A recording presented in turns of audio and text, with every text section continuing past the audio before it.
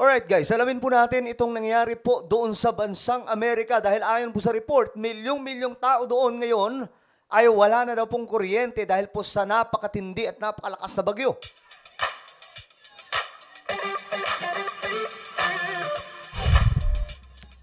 Hello guys, this is me, Sangkay Janjan. I'm back for another vlog today. Sa mga solid Sangkay, mag-comment po kayo ng hashtag Solid Sangkay kasama po ang inyong mga lugar at shoutout po sa inyong lahat. Alright?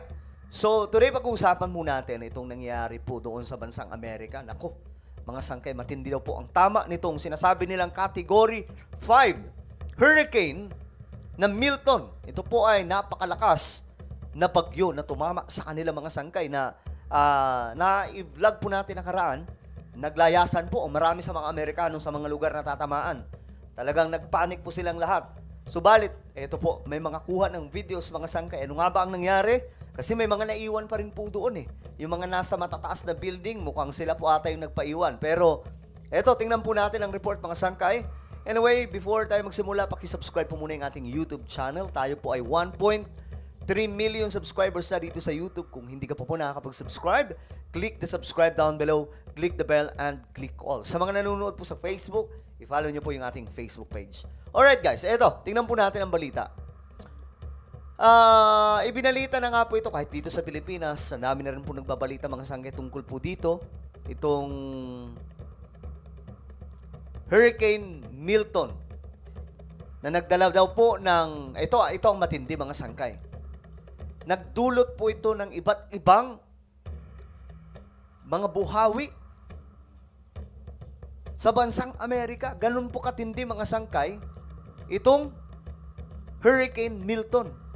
May mga kasamahan pa po siya. Habang papasok mga Sangkay, may mga buhawi daw po na nagsulputan. So ito po yung larawan niya. Ganyan po siya kalaki. Ayan o.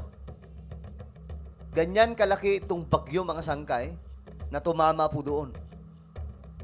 Ngayon, tignan po natin itong update.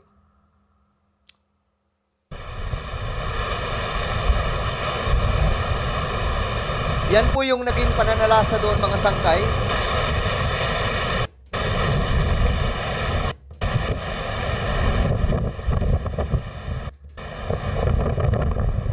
Ayan, makikita nyo mga Sangkay, tumaas na po yung tubig. So, buti na lang, marami sa mga tao doon, mga Sangkay, nag-alisa na. Wala na po doon. Kasi nga po, alam nila ang posibleng mangyari. Talagang tinakot po sila ng kanilang mga leader dyan eh. Dalawa lang ang pagpipiliin nyo. Kung hindi kayo alis, makikita nyo na si Lord. Kung aalis naman kayo, mapipreserve nyo yung buhay nyo.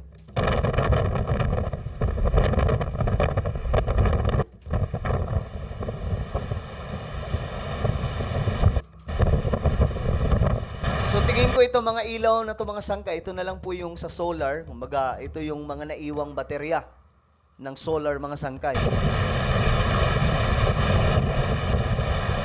At may mga naiwan pang CCTV dito, kaya nakunan ko ng video. Grabe po yung pagtaas ng tubig. Kasi ayon po sa kanila mga Sangkay, aabot daw po sa, kung di ako nagkakamali, 9 feet ang tubig. Kaya mga Sangkay, huwag tayo magtaka, okay? Huwag tayo magtaka kung minsan nadadaanan din po tayo ng mga malalakas na bagyo at binabaha.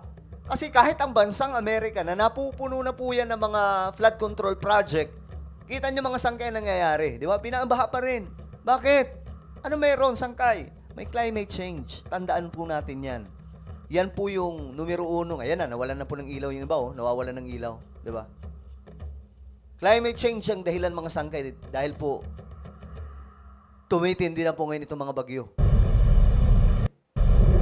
Grabe. Holy cow. Oh. Ayan, makikita nyo yung tubig mula sa dagat mga Sangkay, tumaas na. At tila baga nagkaka-tidal wave na po ang buong lugar. Grabe, tingnan nyo yan mabuti mga Sangkay. Ito po ay monster storm kung ilarawan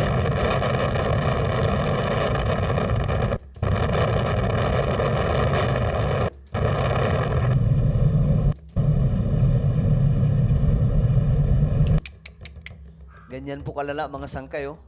Ngayon, tingnan pa natin ang ibang update tungkol dyan. Ito. This was Hurricane Milton. Oh my God. Oh my God. And these were the moments it hit. And there goes Tropicana Field Roof. Grabe, no? It made landfall near Siesta Key in Florida just before 9 p.m. local time. With it came the storm surge. Tingnan nyo yung Water tubig mga thrown sangkay. ashore from the Gulf of Mexico. It carried with it a serious threat to life as it barreled through. Grabe. There's no doubting the strength of this hurricane as it roars through. You can see its effects and you can feel a devastating power. This is by no means the first hurricane that Floridians have experienced. But this Grabe. one's different. O yan, ito po matindi mga sangkay.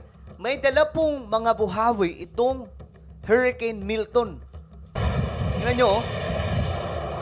The hurricane's arrival had been preceded by a series of tornadoes.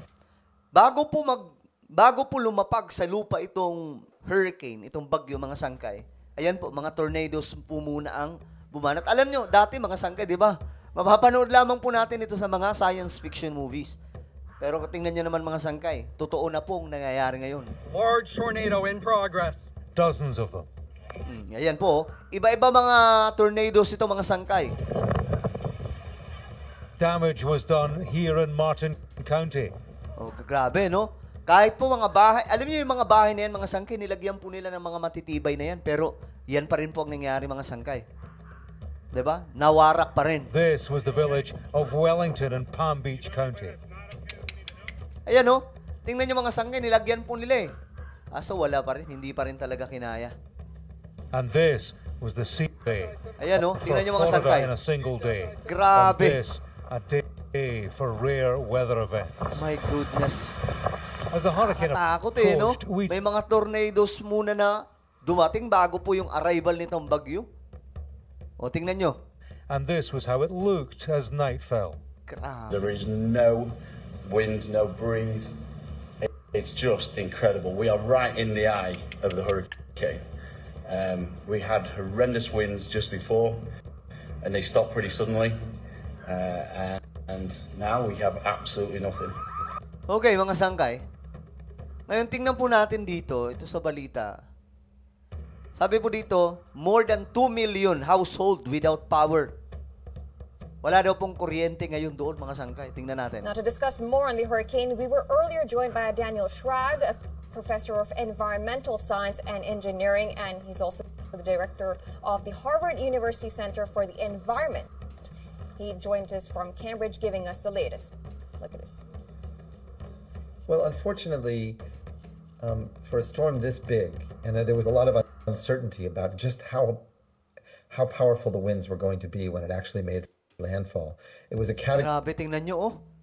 Category 5 storm this morning, My but goodness. it was expected to weaken because as it came close to the coast, there were winds, high altitude winds that were disrupting the hurricane, and that's a good thing. That meant that it was going to weaken.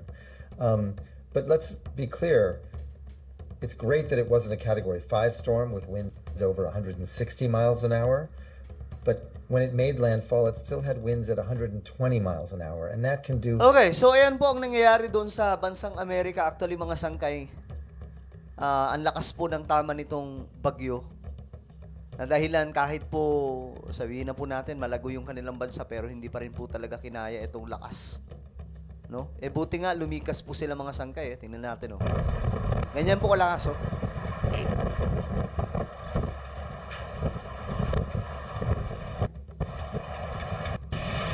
Eto, pati yung airplane, no? Tinaob.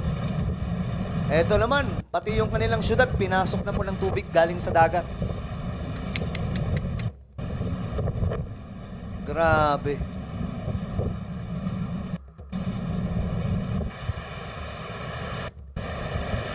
Buti na lang, wala na rin po dyan yung maraming tao, mga sangkay, nakalikas na. Pero ang pagkakaalam po natin, may mga nadali pa rin, yung mga matitigas ang ulo, yung mga naiwan, pero iilan lamang po sila. I hear something breaking. Ang lala no? That's not good.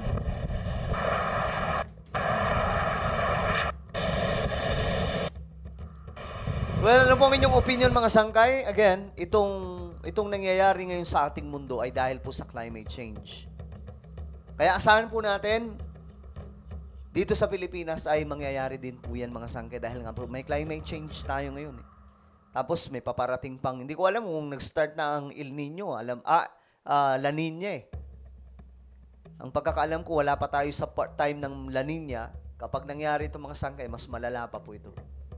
Kaya tayo mga kababayan, wag na po natin sisihin yung kung sino mga tao, mga sangkay, bakit tayo binabagyo. Ganyan na po talaga ngayon yung mga bagyo. Malalakas na dahil sa climate change. Yung climate change, ang pinakaugat ng lahat ng ito. Pero kung mayroon dapat tayong sisihin, tayo din pong tao.